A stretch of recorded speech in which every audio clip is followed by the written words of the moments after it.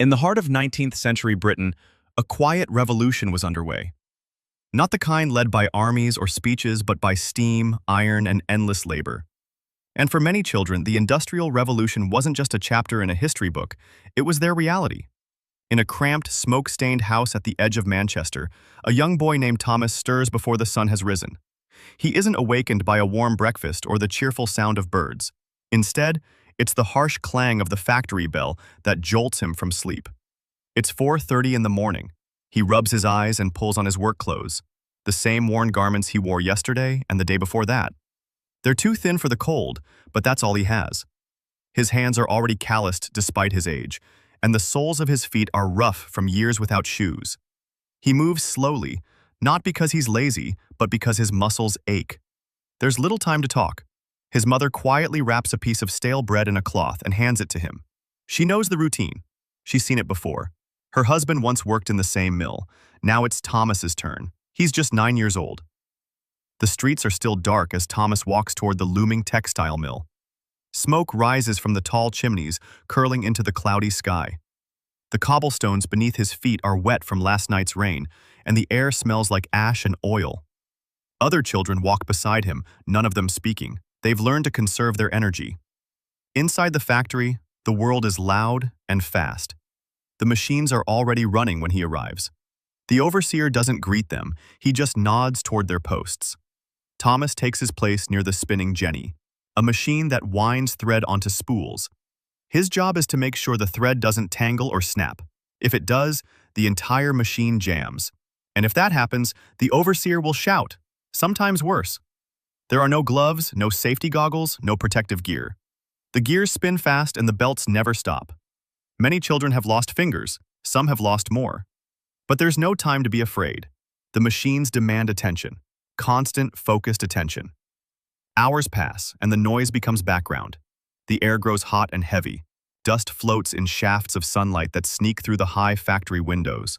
Thomas wipes sweat from his forehead with a dirty sleeve. There's no clean water nearby and no bathroom breaks, only a tin bucket behind a curtain in the corner. Lunchtime arrives, but there's no cafeteria. Thomas finds a quiet spot near a wall and unwraps his bread. It's dry and hard, but he eats it anyway. There's no time to complain. 15 minutes later, the machines start again.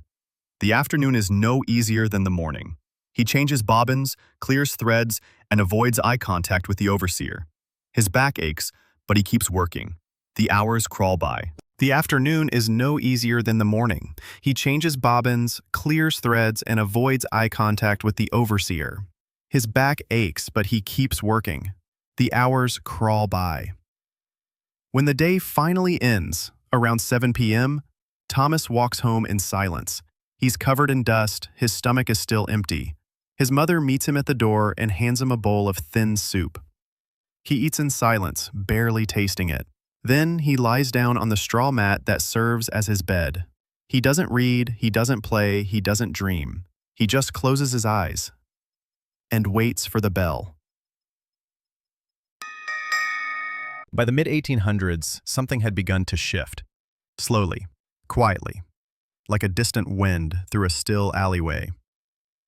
A change was coming, though few could see it yet. Outside the factories, people were beginning to notice the children, not just as tiny workers, but as people.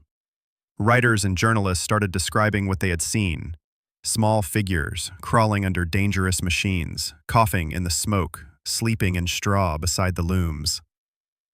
Books were published, pamphlets printed. Illustrations showed children with hollow faces, dirt-covered feet, and bandaged arms. These images began to circulate, and for the first time, the public started to feel something that had long been missing: outrage.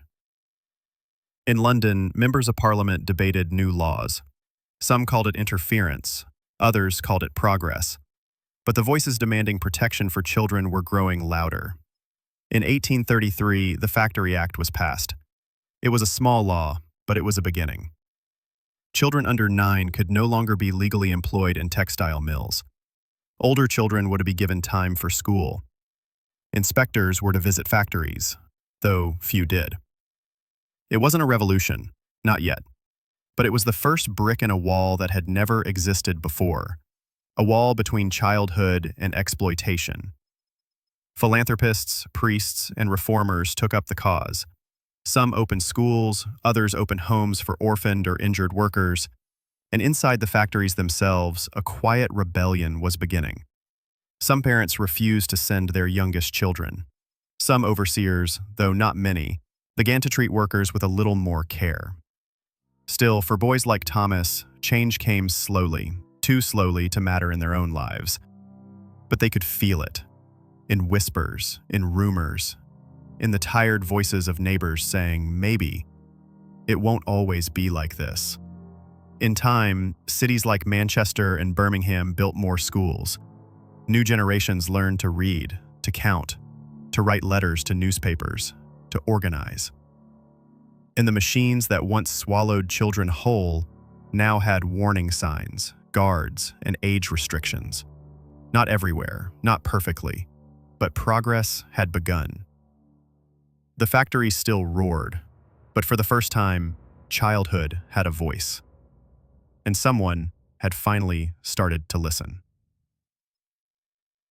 For most children living in industrial cities like Manchester, Leeds, or Birmingham, childhood was something they heard about in stories, not something they experienced.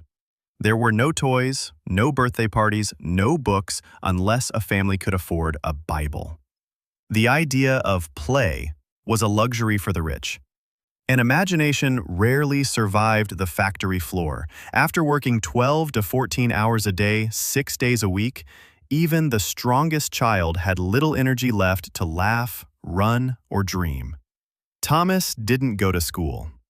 Not because he didn't want to, but because education was for those who could afford to not work. His parents had once told him stories before bed, back when he was very small. But now, after a long day in the mill, conversation barely lasted a few sentences. He didn't know how to read. He had seen newspapers in the hands of gentlemen walking the streets, their shoes polished, their faces clean, but he couldn't imagine what they said. Letters were like machine parts, mysterious, sharp, and out of reach. At home, the space was shared with siblings and sometimes neighbors. One bed for 3 children, sometimes 4. There was no privacy, no silence, and no softness. Dinner, when there was any, was simple. A boiled potato, some soup, if lucky, meat was rare, fruit almost never. Thomas sometimes looked out the small, dirty window near his bed, staring at the smoke rising from the chimneys. He didn't think about the stars or stories or faraway lands. He only wondered what it would feel like to sleep a little longer, to wake up without the bell, to walk somewhere not made of brick and steel. But hope was a fragile thing in those neighborhoods. Most children didn't hope. They survived. They endured. Society didn't question their suffering. Parliament turned a blind eye. Factory owners saw them as obedient and cheap. And many adults, even those in their own neighborhoods, told them to be thankful because at least they had work. So they learned early. Don't cry, don't complain, don't expect more. And slowly, day by day, childhood slipped away, replaced by silence, routine, and the heavy rhythm of industry. The inside of the factory was not designed for comfort. It was built for efficiency, speed, and maximum output. For the factory owners, time was money, and machines never slept. Neither, it seemed, did the children. The noise inside was constant. A sharp metallic roar made up of clanking chains, pounding pistons, and the endless rattle of looms. To the untrained ear, it was unbearable. But to children like Thomas, it became background, a steady mechanical heartbeat that marked the rhythm of their days. The floors were slick with oil. Steam leaked from pipes high above. The air was thick with dust and cotton fibers that clung to the lungs and choked the breath. Many children developed persistent coughs after a few months on the job. Some never recovered. There were no rules to protect them, no child labor laws, no safety inspectors, and certainly no unions. When accidents happened, and they happened often, the factories didn't stop. there were always more children to hire. Thomas had learned early never to get too close to the gears. He'd seen what could happen. A boy named Samuel had leaned in just a little too far. His sleeve was caught in a spinning belt, and in an instant his arm was torn. The mill doctor, if one could call him that, wrapped the wound in cloth, gave him a sip of brandy, and sent him home. Samuel never returned. And yet, no one cried. Crying was dangerous. It meant attention, and attention could lead to punishment. The overseers walked the rows like watchmen, sticks in hand, eyes always moving. A missed thread, a moment of rest, or even a whisper between workers could earn you a strike. For the youngest, just the sight of the overseer was enough to keep them focused. Meals were rarely more than scraps. Water was taken from a rusted pump near the back of the building. It was warm and sometimes murky, but it was all they had. In the colder months, the factory was just as cold as the outside, sometimes worse, because the moisture clung to the brick walls and turned into icy breath. Gloves were not provided. Blankets didn't exist. Children learned to keep moving just to stay warm. And if a machine broke down, it wasn't the adult mechanic who crawled inside to fix it. It was Thomas. Or someone like him, small, nimble, and replaceable. They would slide into narrow gaps beneath heavy iron parts. Their job was to clear jams, tighten bolts, and clean moving gears, all while the machinery remained active. It was cheaper to risk a child than to shut down production. For the owners, children were not workers. They were tools. Disposable, replaceable, quiet. And for children like Thomas, the factory was not a nightmare. It was normal.